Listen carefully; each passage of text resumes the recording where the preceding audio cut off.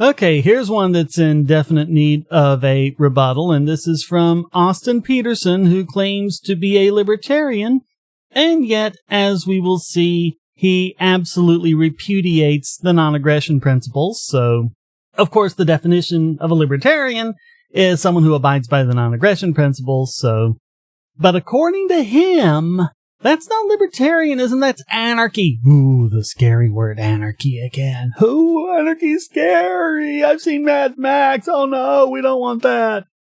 So yeah, let's go through this 5 reasons why I'm not an anarchist and tear it apart like it deserves to be. Now, one thing I'm going to break with here is I'm not going to use a direct screenshot or printout from the website because this is from his Libertarian Republic website. And this is one of those websites that are absolutely horrible, inexcusably horrible, in that they make you click through multiple pages. And you get like 3 paragraphs to a page, and then you have to click to the next one. Folks, understand the only reason they do that is for more ad views. It doesn't in any way make it convenient for the reader. It makes it inconvenient because we have to keep clicking through. It's not like the page loads any faster because it's mostly text, and text doesn't take up that much bandwidth at all. I mean, you could load up half a novel, nowadays and not really notice it. So this is kind of my own mock-up of it so we can scroll through it like we usually do, but all the text is exactly the same. And yeah, a lot of this is the anarchist-minarchist debate, which I've said before is largely a semantic discussion because pretty much anarcho-capitalists and proper libertarians, even minarchists, want the same thing. It's just, do you call it a government when the force is removed, when the initiation of force is removed? Defensive force is cool, of course, but do you still call it a government? And that's going to come into play here. But as we're going to see here, Austin Petersen isn't really a libertarian. He's not only a statist, he has a very collectivist mentality.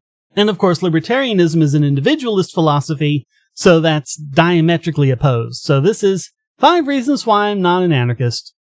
So he says, what does it mean to be a constitutional libertarian? Ever heard of minarchy before? Probably not, but if you've ever debated an anarchist and felt like they had an incomplete understanding of the basics of force, fraud, life, liberty, or property, then this list is for you.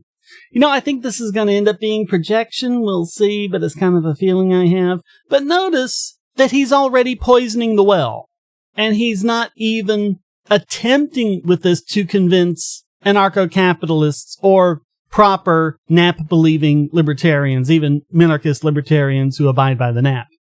That's the first indication that something hinky is going on, and we don't have to go that far for the next one, because in number 1, rights or guarantees, he starts off saying a right is something that must be provided, and the emphasis is his here. So here we are, right off the bat, he doesn't know what rights are. Something that must be provided is a privilege or an entitlement, not a right. A right is something that you can do and that no one else has the legitimacy to use force to stop you. How many times have we said it? Rights are negative. He's talking about positive rights here, which have pretty much been debunked every which way from Tuesday. And from here, the fail just continues. Any society aimed at protecting natural rights must use some type of force to guarantee those rights. Any mechanism of force used to guarantee those rights have the same effect as government no matter what form they take. So here he's trying to have it both ways. If a criminal breaks into your house and you have a gun and you point your gun at the criminal and force him to leave, according to him, you're a government. We've seen this before. If you remember when I took down Matt and Tracy on the Atheist Experience, when the caller was trying to explain to them about ways that the free market could provide things like arbitration services, which is also something that's going to come into play later on in this. He was trying to explain, and Tracy was like, that's a government. Well, no. Or if it is, it's not the kind of government we would complain about. We complain about states having the moral legitimacy to initiate force. Using force to guarantee a right, a proper right, a negative right, is defensive force. But since he's right off the bat misdefining rights as positive rights, now he's kind of flipping all that around. And, check out this next clause. He just gets it completely wrong again. if there is a natural right to a lawyer if you are accused of a crime. So he doesn't even understand the difference between natural rights and political rights. Your right to a lawyer is a political right. So is the right to vote. These rights only make sense in the context of a government. So you don't have a natural right to a lawyer because if you're just out there in nature and there's no government, then there are no lawyers and there's no need for a lawyer. You know, not like the right to keep and bear arms, where if you can make a bow and arrow or even a gun or whatever, no one has the legitimacy to take it from you by force. That's a natural right. So, incomplete understanding of the basics. Yeah, that's Austin, people. That's Austin. Then that right means there must be resources expended to provide citizens with a defense against the government's accusations. Again, if it wasn't for the government, then that wouldn't be an issue, would it? And besides, the lawyer you would get, well, there's two aspects of the right to a lawyer. One is negative, meaning that they can't stop you from hiring your own lawyer and having him argue on your behalf. They can't stop you from doing that. The other is to be provided with an attorney if you can't afford one. Now, in that case, I mean, it's not like they're just grabbing people off the street and saying, hey, you've got to defend this guy. You know, they are people who specifically took a job as a public defender and agreed to do that. And here we go with the old excuse again that's never ever worked before and probably never will. A fully privatized law system would be justice for sale to the highest bidder. Citizens without the means to defend themselves could be railroaded into arbitration that works against their interests and whoever paid for the judge. Yeah, like that doesn't happen now.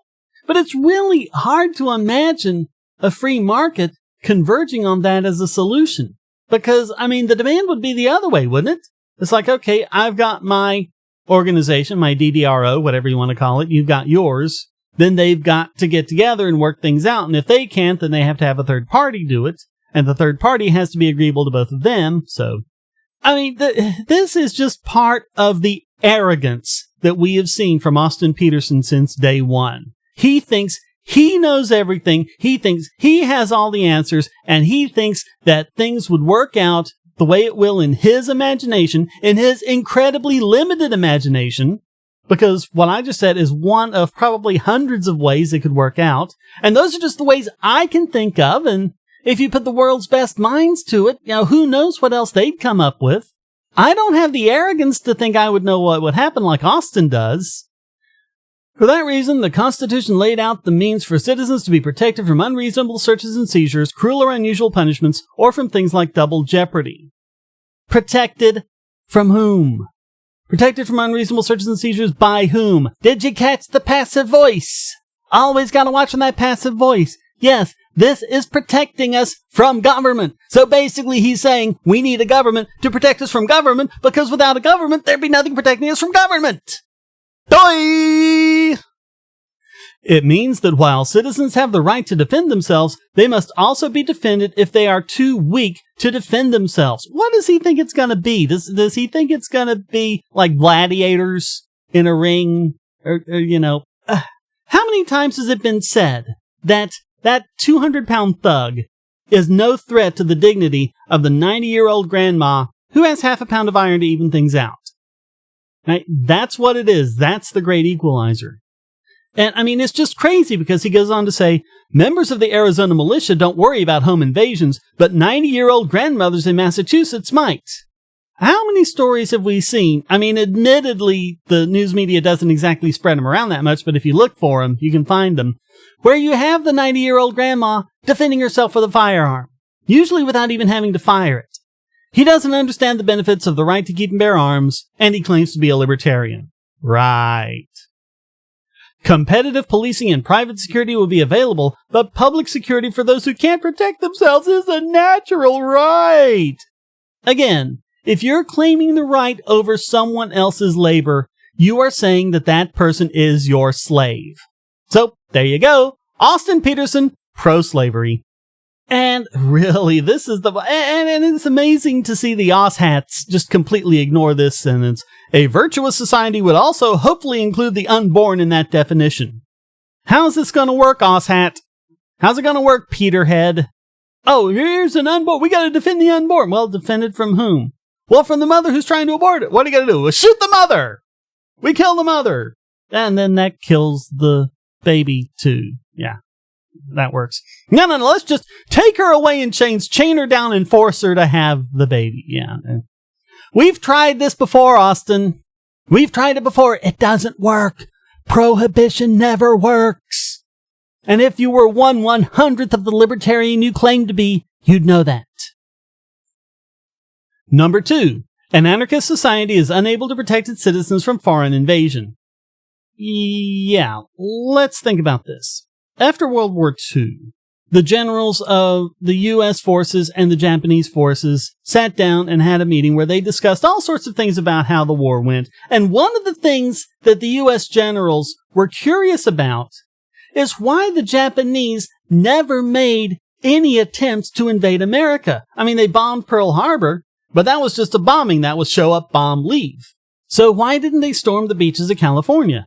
And the Japanese generals told them flat out, it's because America has the right to keep and bear arms. You see, if you're relying on your government to protect you, as most of the world was at that point, then all you have to do is get through the military.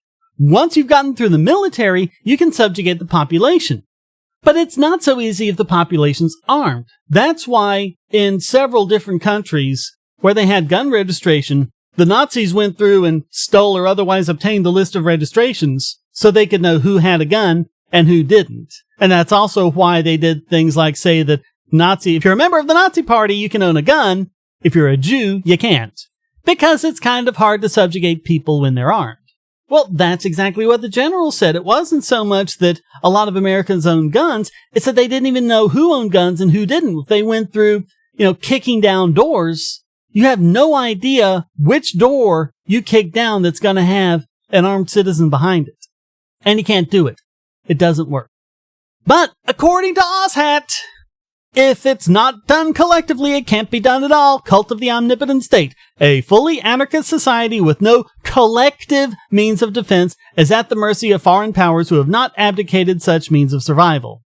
Yeah, your holy priests in government are the only ones that can do that because they're magic. An anarchist state is at the mercy of anyone who wishes to expand their territory unchecked. The Native Americans can attest to this. It's funny. Because if you look at how it worked, the ones that were collectivist, like Ozhat wants us to be, were the easiest to take down and conquer. The Aztecs had a very collectivist, very centralized, very monolithic culture. So once they came in and once they took down the top of the totem pole, so to speak, the rest just fell with them. The Mayans weren't like that. The Mayans had a very decentralized society. They weren't collectivists. And man, it took centuries for them. They had to go down and hunt these people down in every nook and cranny. It's just amazing. If you want to defend your society from invasion, collectivism is what you don't want. And he reiterates, if I band together with my neighbors to form a mutual defense pact and we call that a constitution, it would necessarily have the same effect as government. No, Ozhat, because it's voluntary. Do you not get the difference here? Do you not get the difference between people coming together and voluntarily agreeing to something and imposing it on everyone collectively by force? He doesn't get the difference. He doesn't get the difference. And 3 and 4 kind of go together because these are about the non-aggression principle and why it's terrible and horrible. Because, of course, we can't have a society unless we point guns at peaceful people and make them do our bidding. Because that's the only alternative to the nap. That's the only alternative. I mean, he just lumps on absurdity after absurdity. If you believe in the non-aggression principle, whose job is it to enforce it? Ozhat, it's a negative philosophy. Okay? Do you get that? No one has to enforce a negative. All it means is that if you try and rob me or kill me or rape me or something like that, then it's okay for me to use force to stop you, and it's okay for someone else to use force to stop you on my behalf. I mean, this is, again, in this paragraph, I won't read it out, but he reiterates about how you're somehow entitled to have other people come and put themselves in harm's way for your sake. So not only are they a slave, they're a slave that might conceivably have to die for you. Yep. I mean, he's a whiny, entitled little brat. Like most statists are, and he is a statist. That's what he's showing quite clearly here. He is a statist. He does not like the nap. And then he hilariously tries to say the non-aggression principle is a social contract. But I didn't sign it. Oh, come on.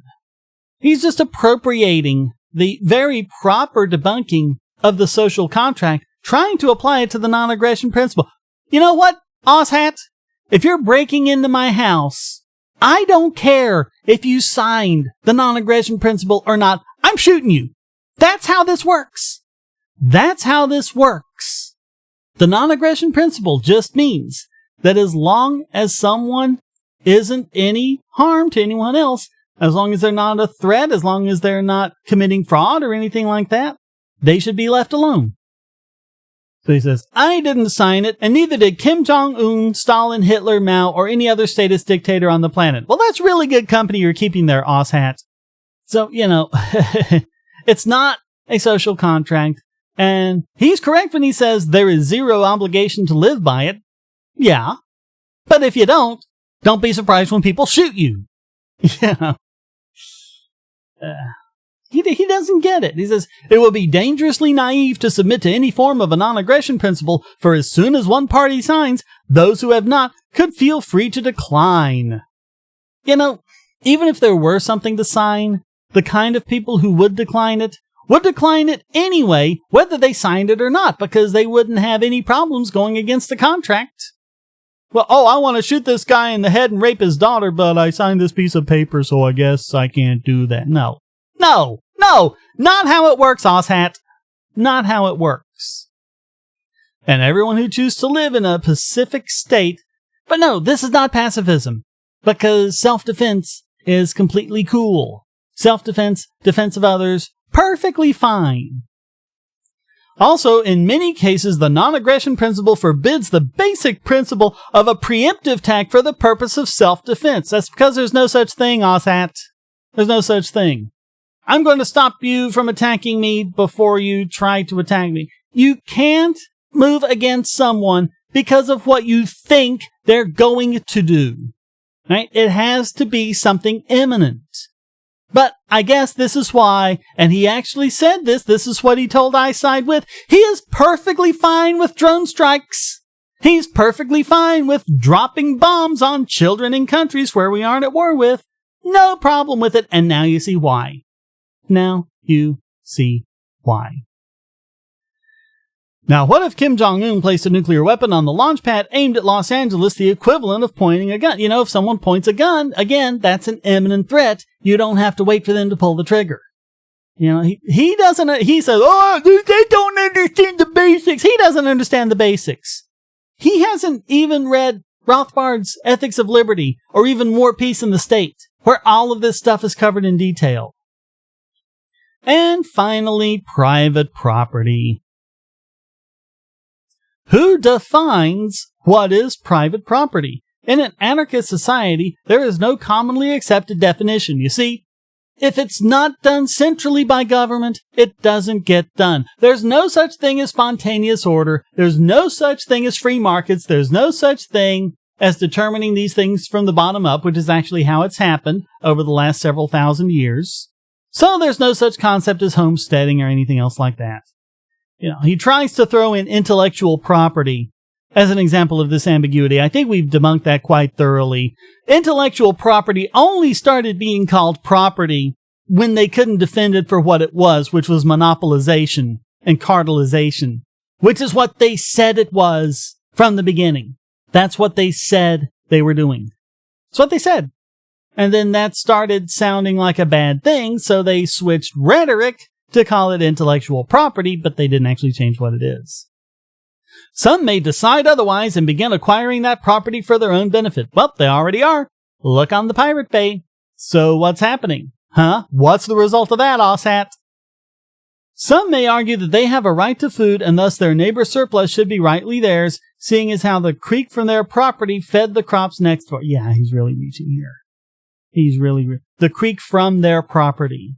Yeah, isn't it his creek too? I mean, if you live on a river, then you own that part of the river going by your house, but then you don't own it once it leaves your property. You only own that bit of water that's on your property, and then, it's kind of like, there's a deer on my property, and then the deer runs off my property and onto my neighbor's, and my neighbor kills the deer and eats the deer. Since that deer was momentarily on my property, that means he's stealing from me. No. Ozhat. Peterhead. Jeez. He cannot believe this. He cannot actually believe this. Just tell me he doesn't actually believe. Tell me he's just bullshitting.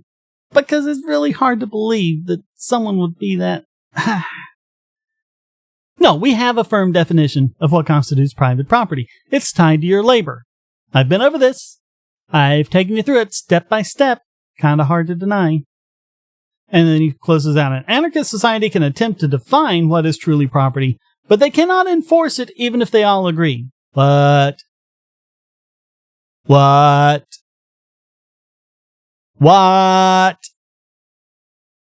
Yeah, we've been over that. Yeah. Someone breaks into your home, you shoot them. That's enforcement. Or you get together with your neighbors and you make kind of a neighborhood watch type thing. Yeah, but they're together, me. Oh, shut up, Ozhat. Yeah, how any libertarian can support this guy for president is beyond me, which is probably why they aren't. We've had 2 libertarian primaries so far, and in both cases, Ozhat has lost to none of the above. So, maybe that's a good sign. Maybe the convention will see sense and nominate Gary Johnson. At this point, I think I'll take McAfee over Ozhat. Jeez. McAfee's a nutcase, but at least he's not a complete statist tool like Ozhat is. Yeah, that's it. This is straight out of the statist playbook. This is the same kind of thing that we've debunked over and over and over again. So really, if after seeing this, if you still think that Austin Petersen is a libertarian, and if you still think that he would be good for the top of our ticket, for the one libertarian who is going to be the face of the party until the election, please comment and tell me why. Please comment and tell me what you're thinking.